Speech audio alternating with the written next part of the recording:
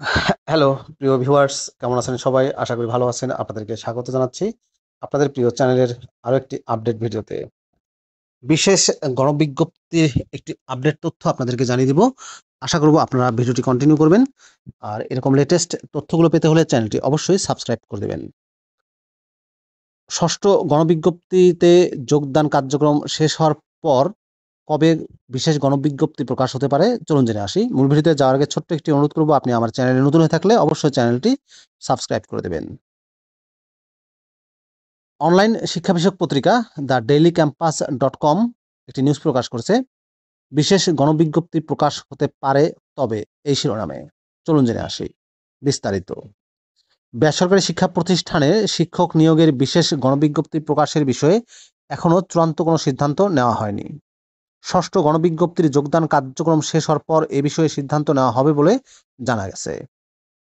বেসরকারি শিক্ষক নিবন্ধন ও প্রত্যয়ন কর্তৃপক্ষের এনটিআরসির একটি সূত্র জানিয়েছে, ষষ্ঠ গণবিজ্ঞপ্তিতে যোগদানের কার্যক্রম শেষ হওয়ার পর প্রতিষ্ঠানগুলোতে কতজন যোগদান করেননি সেই তথ্য পাওয়া যাবে।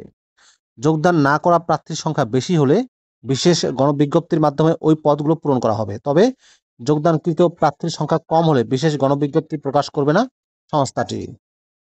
এ বিষয়ে জানতে চাইলে এনটিআরসির chairman Aminul Islam the daily ক্যাম্পাসকে বলেন, ষষ্ঠ গণবিজ্ঞপ্তিতে সুপারিশ না পাওয়া নিবন্ধনধারীদের জন্য বিশেষ গণবিজ্ঞপ্তি প্রকাশের বিষয়ে এখনো কোনো সিদ্ধান্ত হয়নি।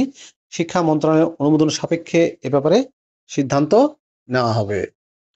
2023 সালের 2 নভেম্বর 18তম বিজ্ঞপ্তি প্রকাশ করে এনটিআরসি। 18,65,709 জন আবেদনকারী পরীক্ষায় অংশগ্রহণের জন্য আবেদন করেছিলেন। প্রিলিমিনারি লিখিত ও মৌখিক পরীক্ষা শেষে 60,521 জন প্রার্থী চূড়ান্তভাবে উত্তীর্ণ হন। গত 19 আগস্ট ষষ্ঠ গণবিজ্ঞপ্তির ফলাফল প্রকাশ করে এনটিআরসি। লক্ষাধিক পদের বিপরীতে 41,627 জন প্রার্থী সুপারিশপ্রাপ্ত হন। ফলে 60,000 পদ শূন্য রয়েছে। এই পদগুলোতে বিশেষ গণবিজ্ঞপ্তির মাধ্যমে নিয়োগের দাবি জানিয়েছেন 18তম পরীক্ষায় চূড়ান্তভাবে উত্তীর্ণ 16,213 জন প্রার্থী। প্রিয় ভিউয়ার্স, এই ছিল বিশেষ গণবিজ্ঞপ্তি নিয়ে সর্বশেষ একটি আপডেট তথ্য। ভিডিওটি কেমন লাগলো কমেন্ট করে জানাবেন। ভালো থাকবেন সবাই। আল্লাহ হাফেজ।